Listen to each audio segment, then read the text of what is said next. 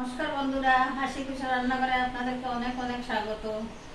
আজকে বন্ধুরা আমি আর একটা নতুন রেসিপি নিয়ে এসেছি। আজকে রেসিপি হলো আমি রসুন দিয়ে আচার বানাবো। সেই জন্য যখন আমি রসুন কেটে ধুয়ে পরিষ্কার করে একটা কাপড় দিয়ে খুব সুন্দর করে মুছে শুকনো করে রেখেছি। আমার লাগবে, রসুনের সঙ্গে লাগবে আমার কাঁচা লঙ্কা আর 1 ইঞ্চি আদা দিয়েছি। রসুনের পরিমাণ বুঝে আদা কাঁচা লঙ্কা দেবেন, বা যে যেরকম জাল ভালোবাসেন সেইভাবে। আর মশলার মধ্যে বেশি কিছু দেব না, রসুনের ফ্লেভার নষ্ট হয়ে যাবে। সেই জন্য 1/2 চামচ মেথি, 4 চামচে 2 চামচ জিরে আর 20-25টার মতো গোলমরিচ। এখন এগুলোকে আমি একটু রোস্ট করে নিয়ে গুঁড়ো করে নিয়ে আসবো। ভিনিগার তো অবশ্যই লাগবে, আমচুর পাউডার, হিং আর কাশ্মীরি লঙ্কার গুঁড়ো, সরিষার তেল, নুন।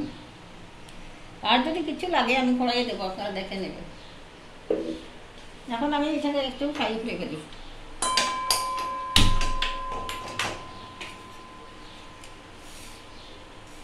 গোলমরিচ, মেথি, জিরে।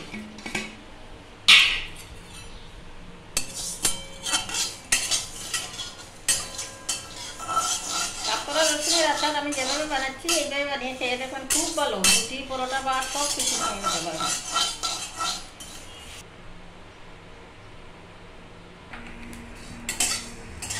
কম ফ্লেমে বন্ধুরা আমি 1 মিনিটের মতো ইয়ে করে নিয়েছি। একটু ফুটফুট করে শব্দ হচ্ছে, এই যে শুনুন, দেখেন নাচছে কড়াইয়ের ভিতরে। এখন আমি ইয়েতে দিয়ে গরম গরমে দেওয়া যাবে, আমি তো হামাম দিচ্ছাতে দেবো, গাইজারে দেবো না, দিয়ে গুঁড়ো করে ফেলবো। খুব ক্লিন গুঁড়ো করবো না, একটু গুঁড়ো গুঁড়ো থাকবে। গরম গরম করে নেবো, তাহলে তাড়াতাড়ি হয়ে যাবে।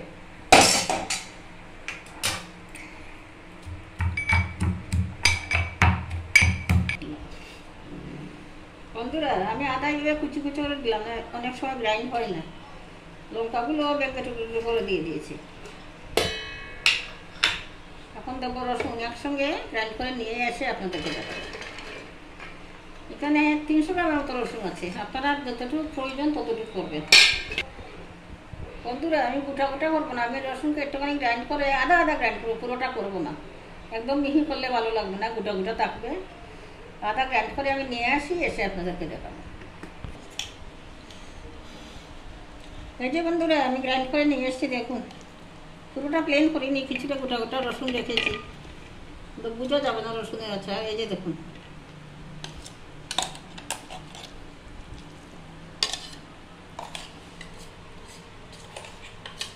তেল বসিয়েছি। এখন ফ্লেম গ্যাসটা অন করে দেবো।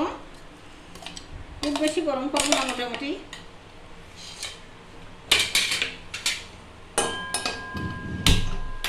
অল্প গরম করবো, বেশি গরম করবো না। বেশি গরম হয়ে তেলের জাস্টটা নষ্ট হয়ে যাবে, আচার ভালো লাগবে না। এই যে দেখুন আমি যে ডাল ইউজ করেছিলাম, মশলাগুলো গোলমরিচ, জিরে আর মেথি একসঙ্গে গুঁড়ো করে রেখে দিয়েছি। আর এই যে আমার রসুন, আমার তেলটা বসিয়ে দিলাম। তেলের মধ্যে দিয়ে দেবো কালো জিরে। তেল বেশি গরম করবো না, বেশি গরম করলে জাহাজ নষ্ট হয়ে যাবে, আচার ভালো লাগবে না। অল্প গরম, আঙুল সোয়া গরম।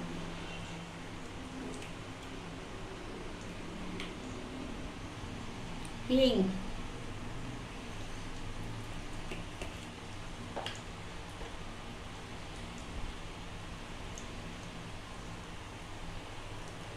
খুব অল্প হলুদ, একদম অল্প।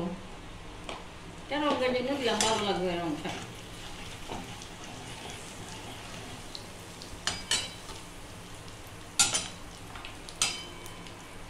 4 চামচে 2 চামচ কাশ্মীরি লঙ্কার গুঁড়ো।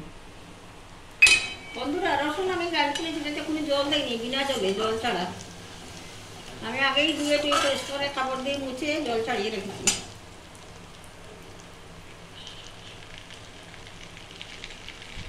তখন ফ্লেমটা বন্ধ করে রসুনটা দিয়ে যে তেলের যা গরম আছে, এই গরমে একটুখানি আস্তে আস্তে নাড়াচাড়া করবো 10 মিনিটের মতো।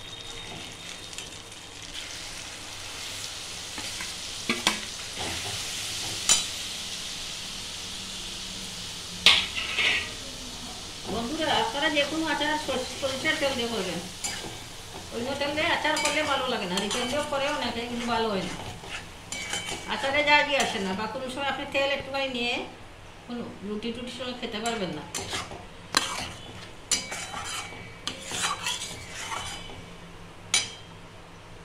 আমি একটুখানি ফ্লেম দিই, অল্প লাগবে। একদম কম ফ্লেমে একটুখানি নাড়াচাড়া করবো, যাতে রসুনের কাঁচা গন্ধটা চলে যায়। কাঁচা গন্ধ থাকলে ভালো লাগবে না।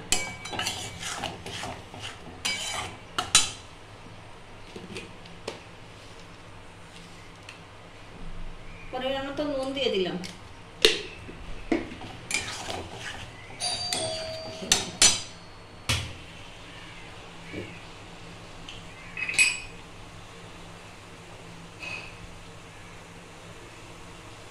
এখন বন্ধুরা টকের জন্য একটুখানি 4 চামচে 2 চামচ পরিমাণ আমচুর পাউডার দিলাম। এটাকে একটু ভালো করে মিশিয়ে নেব। আমি 10 মিনিট কম ফ্লেমে একটু ইয়ে করে নাড়াচাড়া করে কাঁচা গন্ধটা চলে গেছে। এখন সবগুলো মশলা দিয়ে দেবো। এখন দেবো এই যে ভাজা মশলা, জিরে, গোলমরিচ আর মেথি সবগুলোই দিয়ে দিলাম।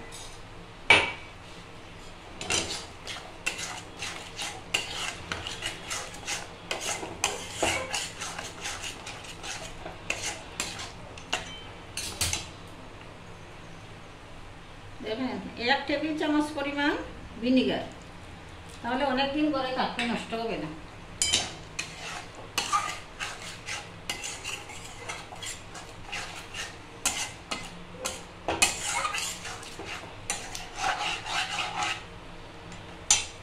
এখন আমি কড়াইয়ের মধ্যে রেখেই আগে আচারটাকে একটু ঠান্ডা করে ফেলবো, তারপরে বইমের ঢুকানোর সময় আপনাদেরকে দেখাবো। একটুখানি অল্প গরম করা তেল দিয়ে দিলাম, তেল একটুখানি লাগবে। ফ্লেমটা কিন্তু বন্ধ করে দিয়েছি, ফ্লেম আর নেই, তেলটা গরম করে দেবে। দেখেন কিরকম হয়েছে, ভালো আছে, রসুন একটু একটু দেখা যাচ্ছে। এখন আমি নামিয়ে ঠান্ডা করি, তারপরে যখন বইয়ামে ঢুকাবো আপনাদেরকে দেখাবো। বন্ধুরা দেখুন আমার আচার ঠান্ডা হয়ে গেছে, এখন আমি বোতলে ঢুকাবো। ঢুকানোর আগে একটা জিনিস করবো, সেটা আপনাদেরকে দেখাতে পারিনি, লাইট চলে গেছিলো। একটা তরকার মতো বানিয়েছি, এটা দেবো। এটা দিলে পরে না আচারের স্বাদটা আরও বেড়ে যাবে। এটাও ঠান্ডা করে রেখেছি।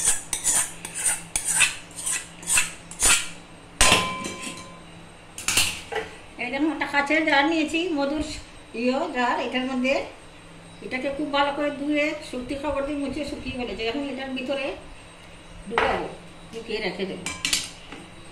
এই আচার আমার অনেক যাবে বন্ধুরা, আমাদের লোক খুব কম। আমরা এটা দিয়ে সাদা বস্ত্র খেয়ে নিতে পারবো একটু একটু করে। দেখেন আপনাদের কিরকম লাগছে, ভালো লাগছে নাকি? যদি ভালো লাগে তাই আবার চ্যানেলটাকে লাইক, শেয়ার এবং সাবস্ক্রাইব করবেন। নতুন বন্ধুদেরকে বলছি, আপনারা যদি এখনও সাবস্ক্রাইব না করে থাকেন দয়া করে সাবস্ক্রাইবটা করে দেবেন আর আমার পাশে থাকবেন। এখন আমি আচারটা ঢুকাই, তারপরে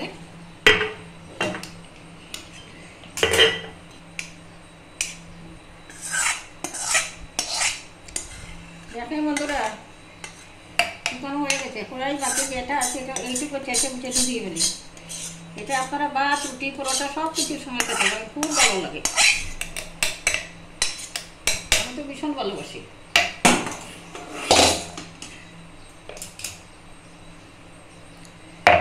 যদি আমার চ্যানেলটাকে ভালো লাগে লাইক, শেয়ার এবং সাবস্ক্রাইব করবেন আর আমার পাশে থাকবেন। বন্ধুরা আমি একটা ইম্পর্টেন্ট কথা বলছি, হয়তো আমার ক্যামেরাম্যান চলে যাবে কয়দিনের জন্য, কয়দিন আমি ভিডিও দিতে পারবো না। আপনারা পুরানোগুলো দেখবেন, আবার আসলে পরে আমি নতুন করে করবো। আজকের মতো এখানেই শেষ করছি। ভালো থাকবেন, সুস্থ থাকবেন, সাবধানে থাকবেন। নমস্কার।